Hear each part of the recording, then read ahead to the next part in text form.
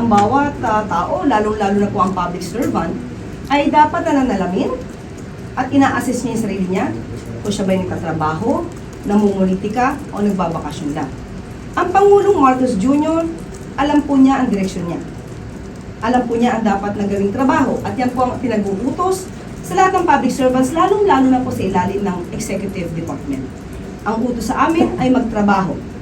Iwasan ang pamumulitika. Nakita niyo naman po siguro, kanina lamang po ay pinasinayaan niya ang pagbibigay ng 387 na ambulances para sa mga LGUs natin. Nakita niyo na rin po kung paano siya tumulong na mapaunlad pa ang sektor ng agrikultura.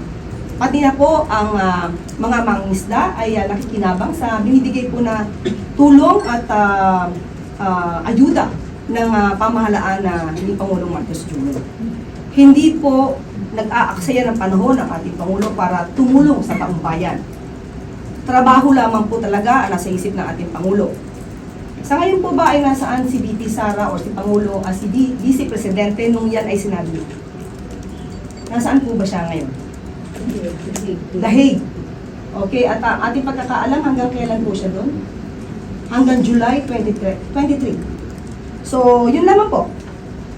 Tandaan po natin, ang Pangulo po, aksyon, aksyon, hindi bakasyon.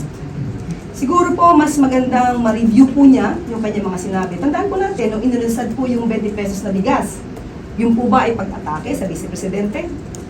Pero inatake niya po ang proyektong ito ng Pangulo na 20 pesos na bigas.